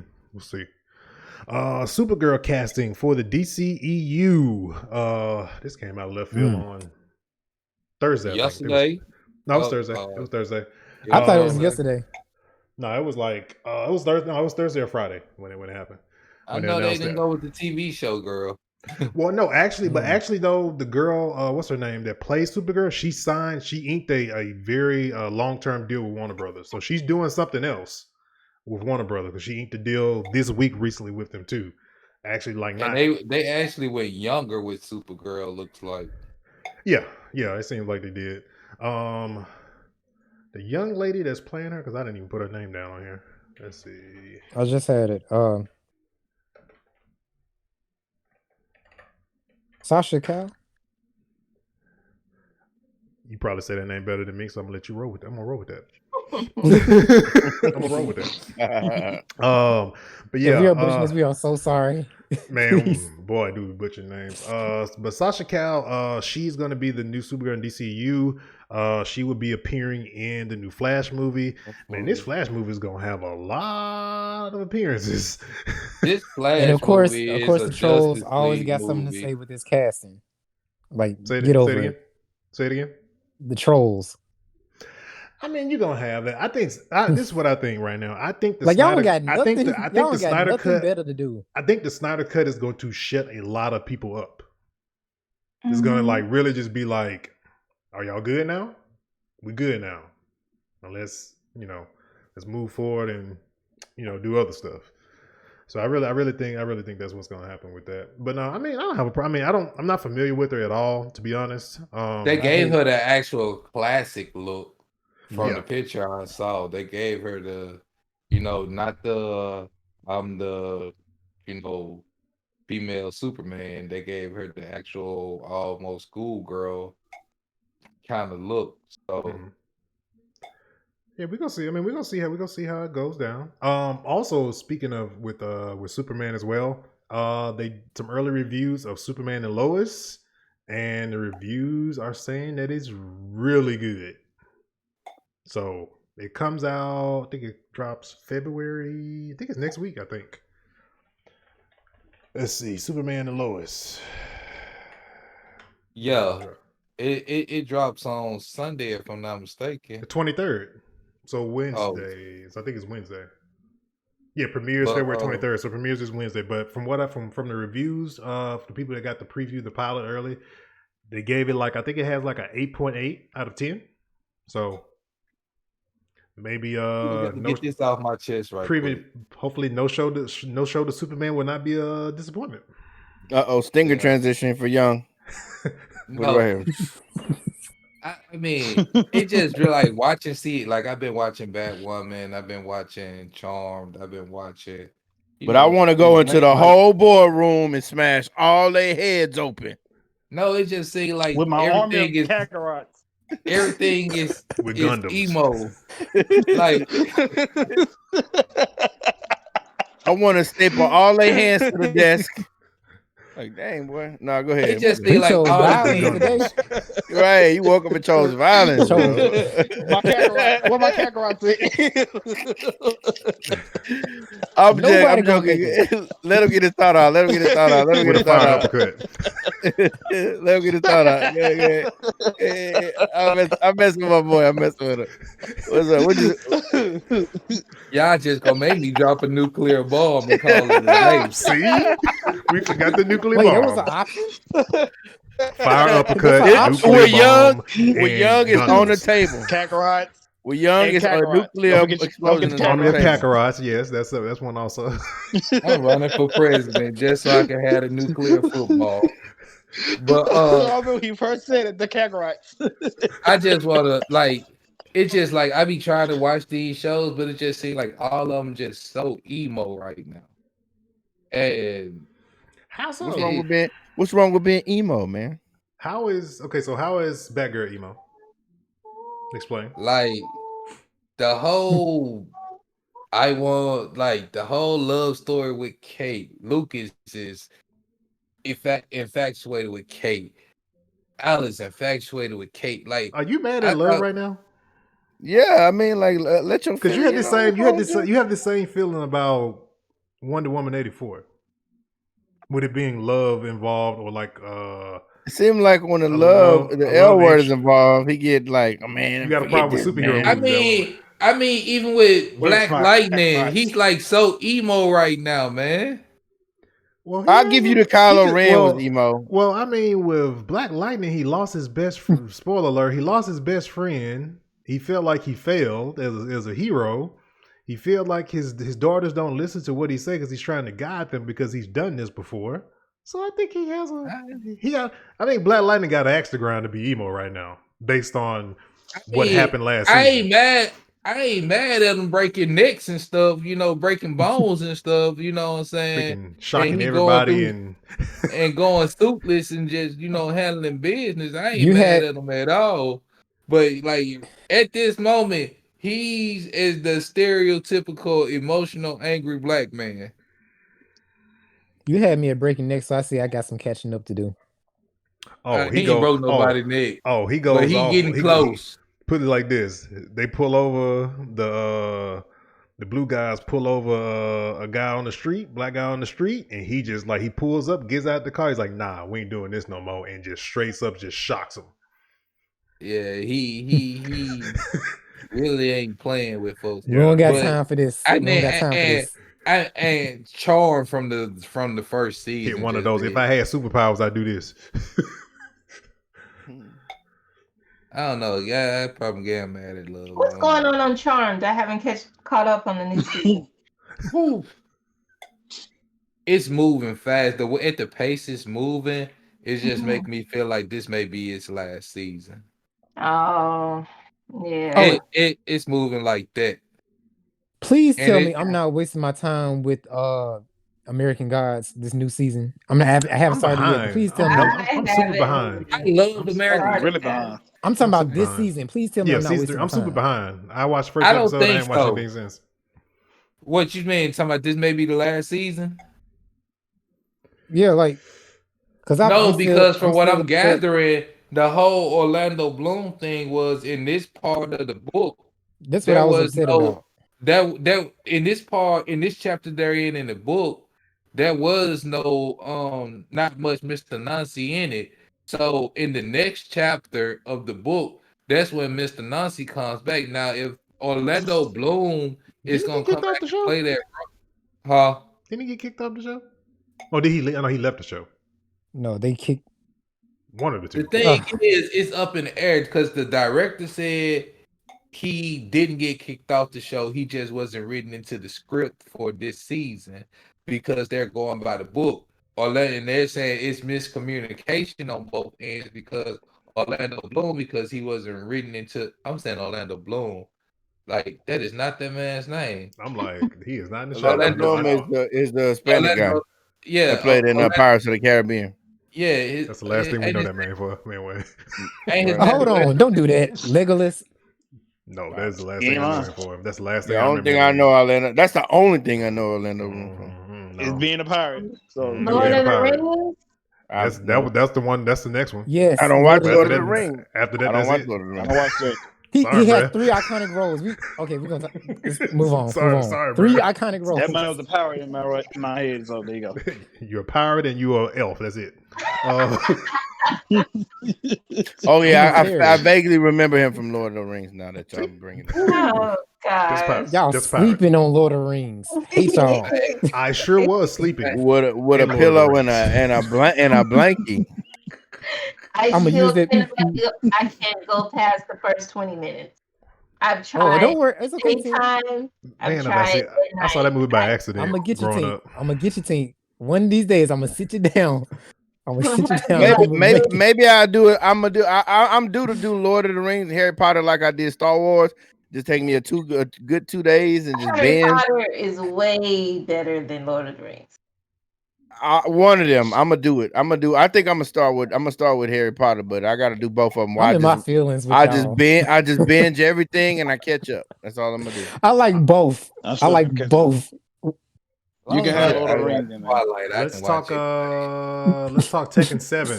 Polished Prime Minister. These names in Tekken are just getting ridiculous, bro. Polish. Polish. I know. I read Polish, bro. Sorry. But so I'm pretty sure he got polished in his day, but never mind. But so it's a female character. Young knew what I said. Crazily enough, it was a very short and quick trailer, despite the character supposed to be coming out this spring. Let's Polish character. Now, I went back and saw the trailer. I don't think, despite me putting in the outline, I don't think she's a prime minister. I think she was just saying she has to protect her country and the prime minister of the country herself. But, I pretty much have a gripe with this character a little bit so far, unless they surprise me. But I'm hoping this character isn't like the other previous characters, like Leroy, Fakaram, and Leroy. I don't want her to be broken. I don't want her to be broken. Leroy's broken. So they had to nerf him so many times, but you mean T-Pain? So Friday night I was up I was playing Tekken with shout out to Final Boss versus and Crip. I think his name is Crip Stream. They was playing Tekken late Friday night, and I jumped in. I was playing with him, and Final Boss was speculating. Him in the chat was speculating who the new character was gonna be, and it could have been anybody. They was like, we hope it's a legendary character. Hope it's Mojukin and all of this. And I was like, in my head, I'm like, it's gonna be somebody random, like one of the main protagonists from Chrono Trigger or something.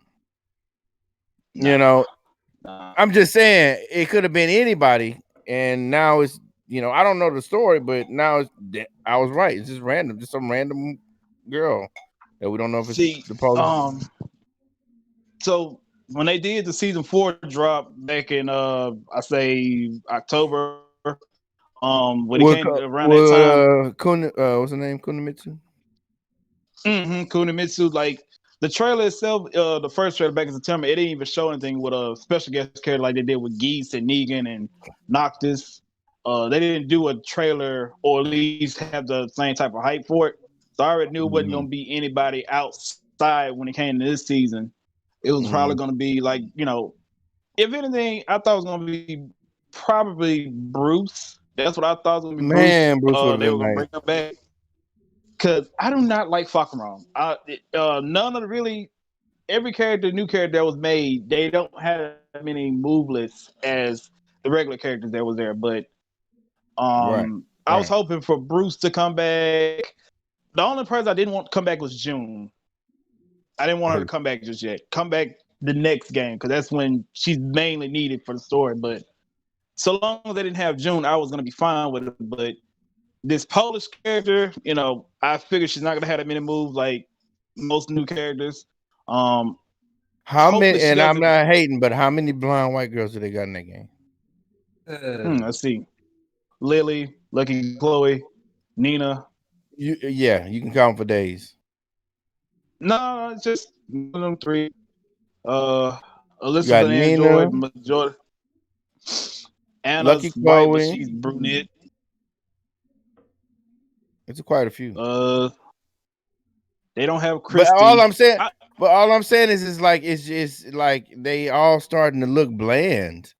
Like, you know what I mean? Like you get into their movesets, yeah, they're different, but it's like it's nothing, it's lackluster. Like, you know, and we could talk about this, you know, with the new Guilty Gear Stripe, like just Guilty Gear in general, like everybody's so unique. You know what I mean? I'm not saying that for Tekken, but like it's just like what they add, like that new character that I just maybe she plays good. I don't know.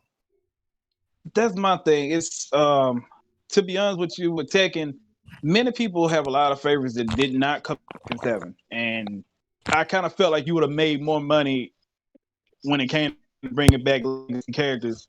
You know, you did good with the base roster with new characters like Claudio, Shaheen, Katarina, even though she's a spam buster character, you keep hitting 3, that's circle or B if anybody didn't know that. But, you know, you still did good with at least Shaheen and Claudio. Lucky, I don't like her and I never will.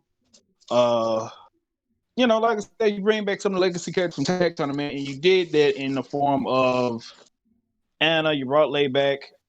Even though I don't play on Gunryu, he looked honestly better than he did before. He's still silly, but you know, you would have been better off bringing back, like I said, Bruce.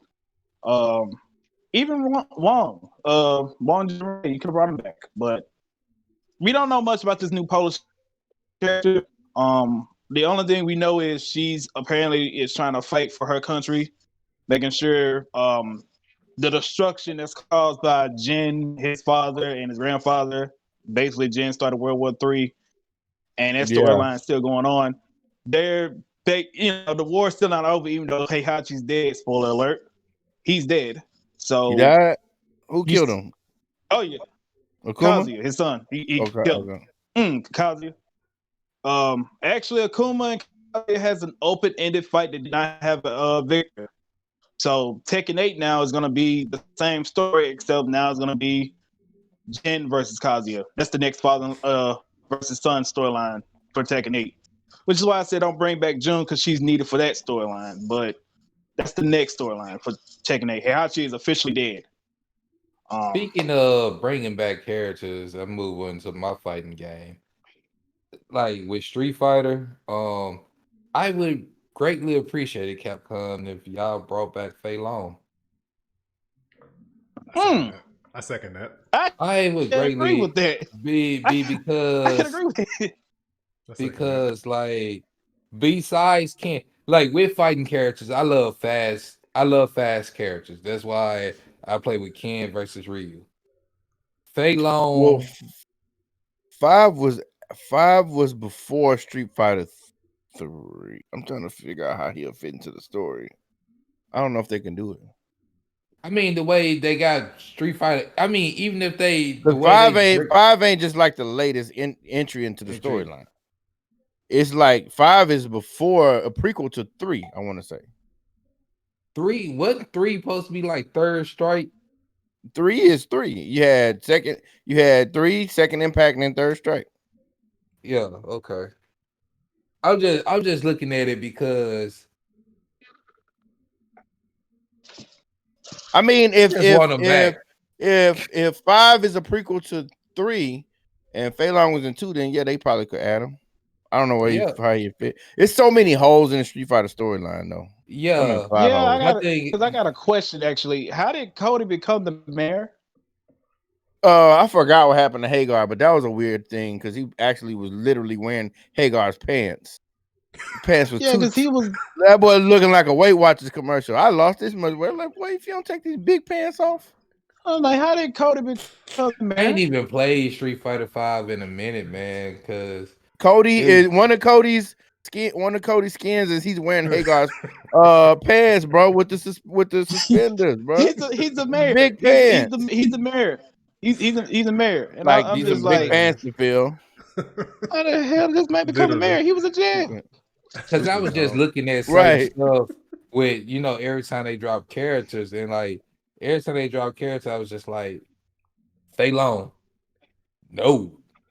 It just felt like talking about Street Dan, and then I was shocked because, like I said, man, I'm with Young on this.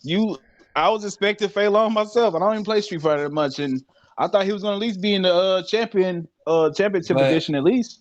Yeah, championship edition. I thought they was gonna go ahead and bring in like a bunch of old characters, but like Street Fighter 6. How close is 6 to coming out? Because 6 is. It was supposed to come out December of 2021, but I doubt it's gonna even come out December 2021. Bro, that sounds like a placeholder.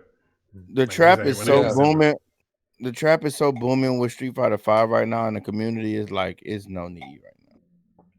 Like this game been going on since 2016.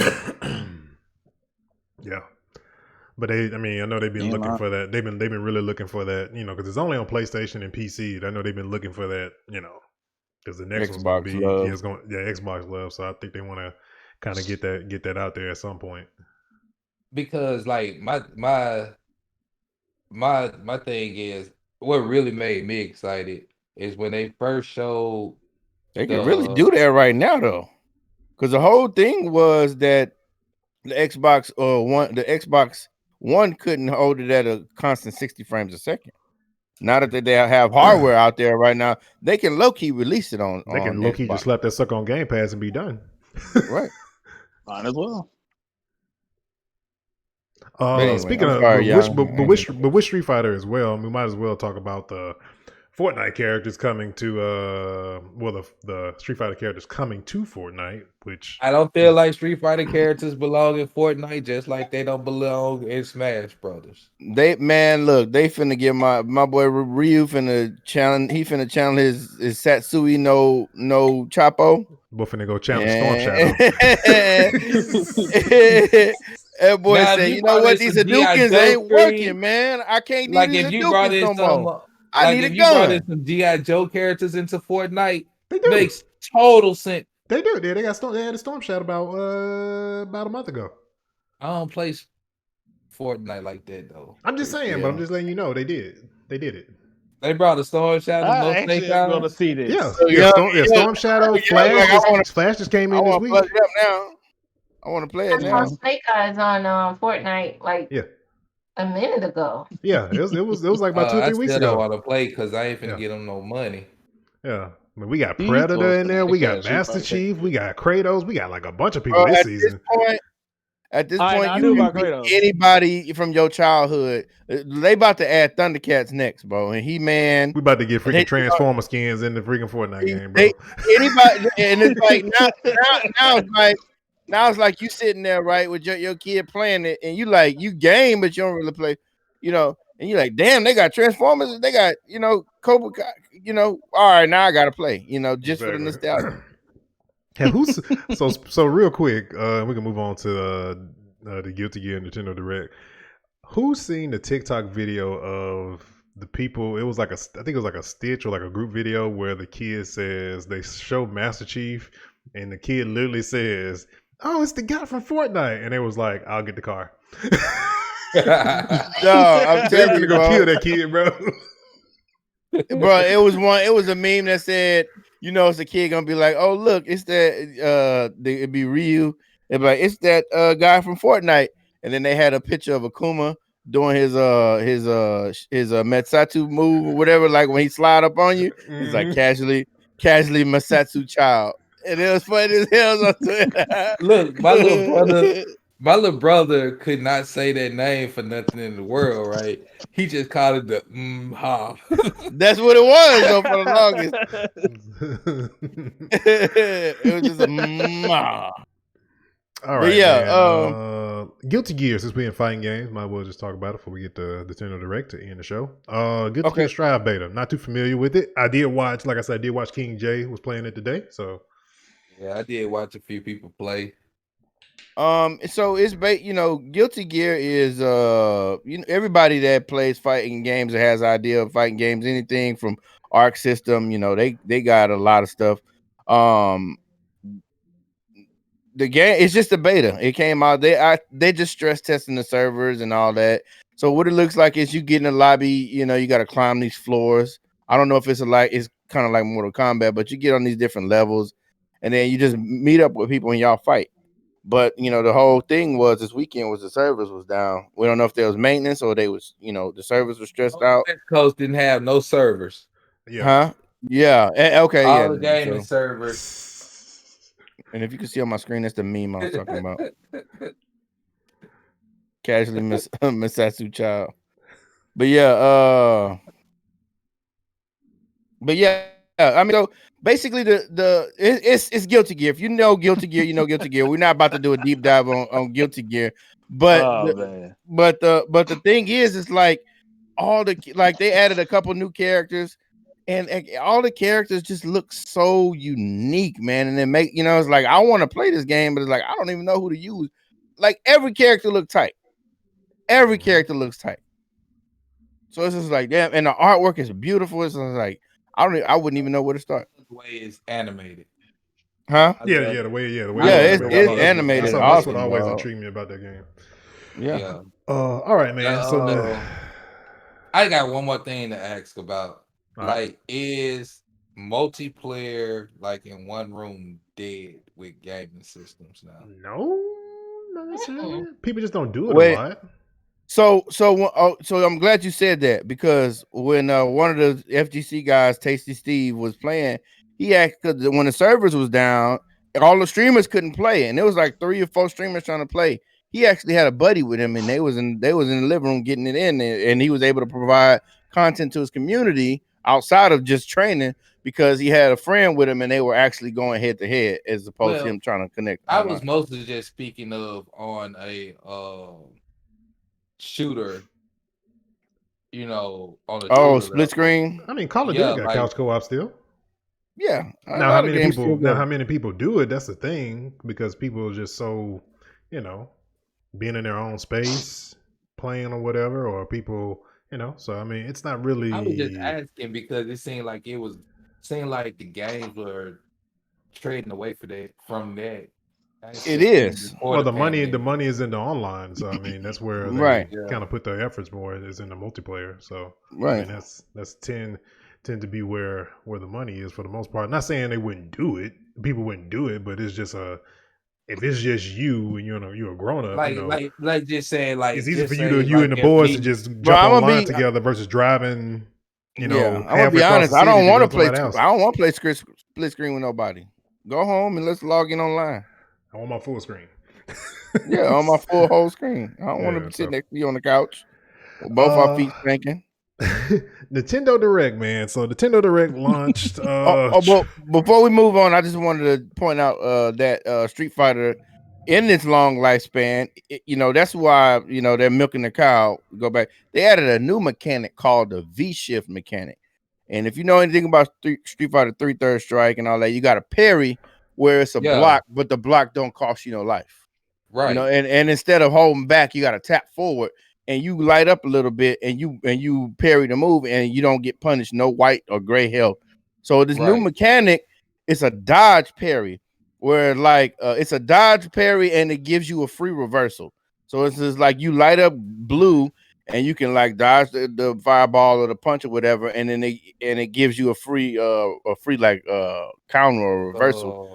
That's gonna probably change some stuff, especially for tournament play. So I just wanted to say that. But I seen it. It's really cool, man. It's a real cool. I see what my lunch break gonna be doing. What I'm gonna be doing tomorrow for that hour. But I'm sorry. Go ahead, Dan. But it's Nintendo Direct, man. So the Nintendo Direct, of course, how they always do. They happen out of freaking nowhere. I know we got. So what's they do, man? They just they tweet and they just be like, "Oh, Nintendo Direct is happening in 45 minutes." It's like, bro, we didn't even know it was gonna be one. What's this, bro? Them Nintendo Directs, bro. Go to YouTube right now, right? All right. You really gotta just find them on. Stop saying that, bro. You gotta follow them on Twitter because shouts out to Blurred again. Blurred has been talking about it for days. They're very they're random, bro. You watching the Nintendo Direct, boy? Keep it up, bro. right, I'm sorry. Go ahead. So what we got out of it, I mean, the biggest thing that came out for me, which I actually sent Young a link about, which is the Ninja Gaiden Master Collection coming to Switch. I cut my camera right quick. We got a new character coming to Smash, isn't it? I don't know who it is though. They're from Xenoblade Chronicles. Mytha, I think that's her name. Yeah, she's a sword user. Yeah, Pyra and Mithra. They're pretty much the same person. Just Pyra is Mithra is the like an upgraded version of Pyra. But yeah, they're both gonna be in Smash Brothers because they I think in one part on the stage they came from Xenoblade Chronicles. Because I'm not familiar with the game. You actually get an assist from one of the characters actually. Y'all forgive me out there because, like I said, I'm familiar with the game. I haven't played it yet, but you do get an assist from the character. But yeah, she's gonna be the newest character in Smash Brothers. Okay, that's pretty neat.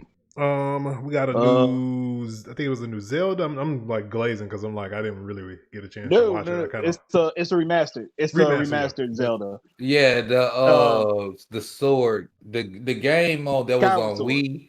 Mm-hmm. Yeah, the game that was on Wii that you could use the remote that came with the little sword. Yeah. So we're getting a remaster of a Wii game. So no Metroid still. With that one. About to say with that Zelda game, you get a new pair of Zelda themed Joy-Cons, and in the trailer it seems like the Joy-Cons, one's gonna act as a sword and one's gonna actually act as a shield. Boy, I thought you were about to say, I thought like in the pack you get some Zelda Jordans. I'm like, wait, what? Imagine if that was the thing though, man. That would be actually tough. I'm finna go spend them $500 on that game. Dang, Japan, y'all going the Jordan route? Somebody would. Man, the first Jordans from a video game was Spider-Man. Well, no, that was from the movie. Yes. No, it's still the adult those one for me. Well, no, the Adidas was from the movie though. The Superstar. Yeah. But yeah, man. So I mean, nothing too big. I know we had the what game was announced? What was it called? Was it Knockout something? Knockout. This game that has like a bunch of like black characters. It looked like freaking multiplayer dodgeball to me. That's what it looked like. But I know I saw. I know what you're talking about. It's a dodgeball game. I know what you're talking about. I saw a bunch. I saw Big Cheese Kid playing that last night on Twitch. I watched that for a Knockout City. Knockout City. Yeah, that's it. That's what it is. So yeah, I saw that. Speaking of Knockout, you get Fall Guys. Snoop Dogg is in there. Oh no, that's something else. That's a WWE game, bro. Okay. As soon as I saw that, I was like, I know what that is. But yeah, man. So we got that. I think that's out on. I think an early access or a beta or demo is out right now on PC for this. Cause I saw some streamers that I watched play it last night. So want to go check that out? You got PC? Go check it out.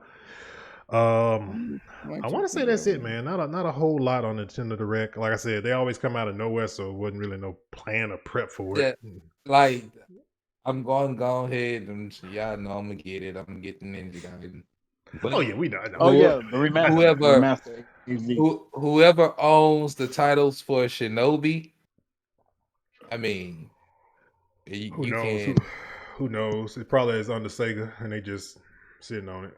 It's more likely under Sega, and they just sitting on it. Yeah, unless somebody thinks to buy it and want to get it, it'll be an Xbox move, knowing them anyway. But yeah, man, we're gonna go ahead and wrap this issue of NerdFlow Podcast. Please make sure you guys go over and follow all the socials, Twitter, Instagram. We got a Facebook group as well.